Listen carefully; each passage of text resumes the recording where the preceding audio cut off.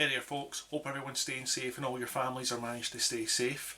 We're doing our damnedest to do that as well here. So today's recipe is goat's cheese and red onion couscous. Why do I like this one? Well, it's really cheap, it's really easy, it's damn tasty and satisfying.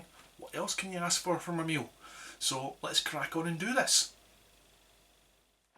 So the first thing we want to do is measure out 275 grams of Bulgar wheat. That's Bulgar wheat and not couscous, as I said in the introduction. I don't know what I was thinking. My brain was obviously thinking of another meal I was planning to make at the time. So 275 grams Bulgar wheat. Bulgar wheat.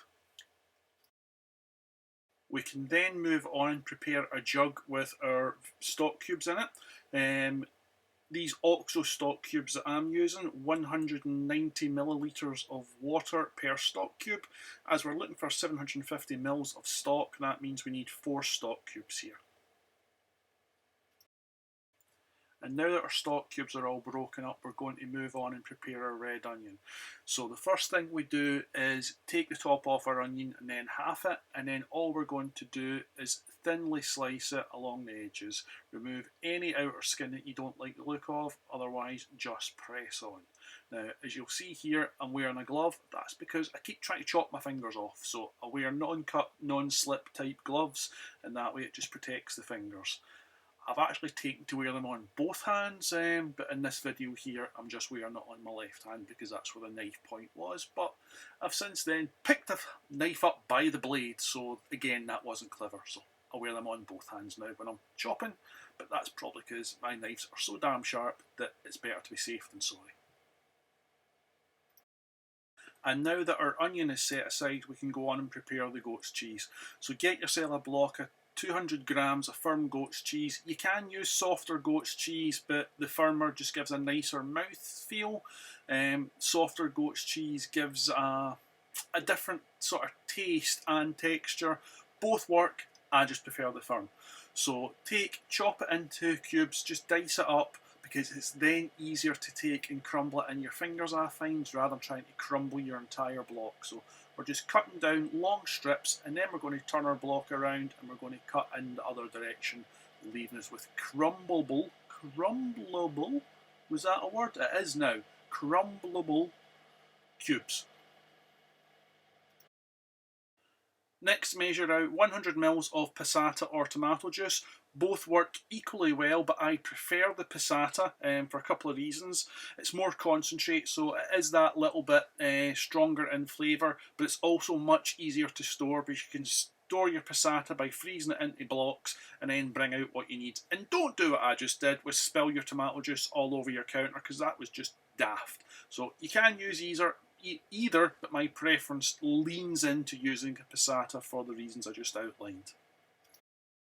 And to your passata or tomato juice, you're going to add the juice of 1 lime or 2 tablespoons of the bottled stuff. Again, use whatever you have at hand. It's your personal preference. Then all we're looking to do is take our tomato juice and lime juice and add that directly to our goat's cheese. And from here we're going to add 3 tablespoons of dried parsley and then mix everything together thoroughly. And once that's mixed in well, we're looking to season our mixture with 1 teaspoon of salt and half a teaspoon of black pepper, and then once again just take your spatula and give everything a really good mix together.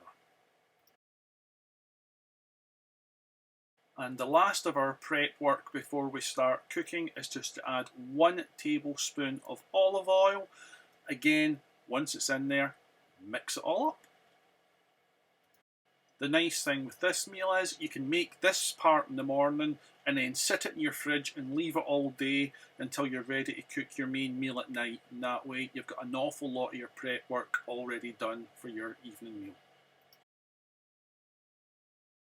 And to a stainless steel frying pan, you're going to add 2 tablespoons of olive oil. The reason we want to use a stainless steel pan is when you're frying, it just helps caramelise better than an actual non-stick pan. So bring that up to a medium heat, and then we're going to start cooking once that's at temperature. And whilst our pan's coming up to heat, we're going to add 750 ml of boiled water to our previously broken up stock cubes. As I said already, I'm using OXO cubes here, so it's 4 cubes to make up my 750 ml.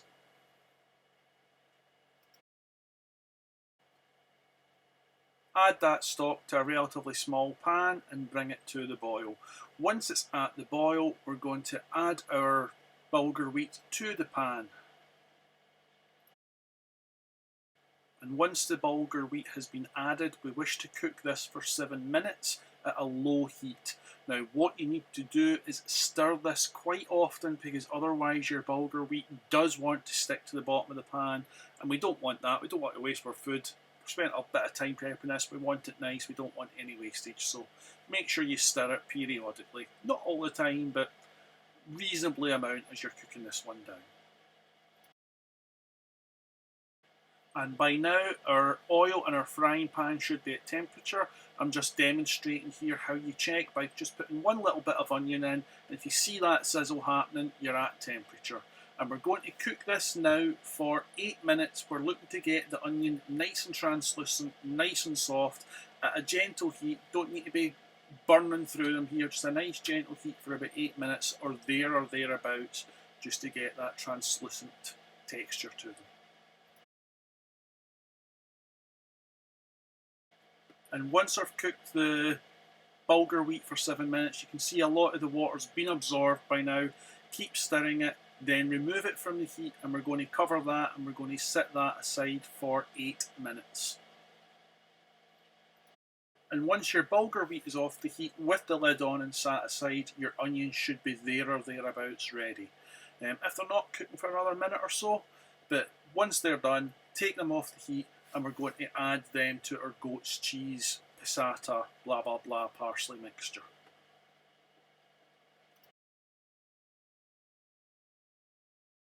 So we can then take and add our onion to our goat's cheese mixture, and then give it a really good stir. Make sure any of the excess oil that's in the pan gets taken over as well, because that will help once we add the bulgur wheat to the mixture. Just helps get everything stirred together evenly and nicely without everything clumping up. It's important to get your onions in here whilst they're nice and hot, because it just helps that cheese to melt, and once that cheese is melting into this, it is absolutely delectable. And once 8 minutes or so have passed, it can be a little bit less, it tends not to need any more. We take our bulgur wheat and we're going to add that to our mixture, and then just give it a good stir. If you get any at the bottom that's just a little bit stuck, take your spatula and just run that round the inside of your pan, and it should knock that off completely, so long as you have been stirring your bulgur wheat as you go along. If you haven't been stirring it when it's cooking, this is the time you're going to go to the bottom of your pan and you're going to find a whole bunch of bulgur wheat stuck to the bottom. How do I know? Because I've done it. So learn from my mistakes and make sure that bulgur wheat gets that periodic stir as it's originally cooking. And then make sure it does come off the heat when the lid goes on. Those are the 2 reasons you're going to end up with it stuck at the bottom of your pan. If you've done those things, it won't happen.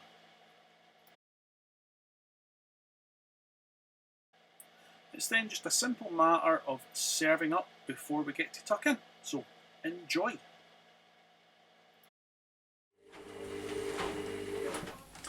Hey folks, this is going to be quick. My washing machine's on, I'm trying to catch it between pauses, but that's the meal finished.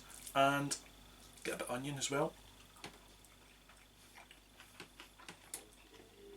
So many flavours hit you with this one. It's a dead simple one. There's the washing machine starting to go. Thanks for watching, hope you enjoy it. Take care my friends. If you liked it, subscribe, blah blah blah, all that bits, hit the bell, and all those things you're supposed to do. Cheers folks, thanks for watching, take care.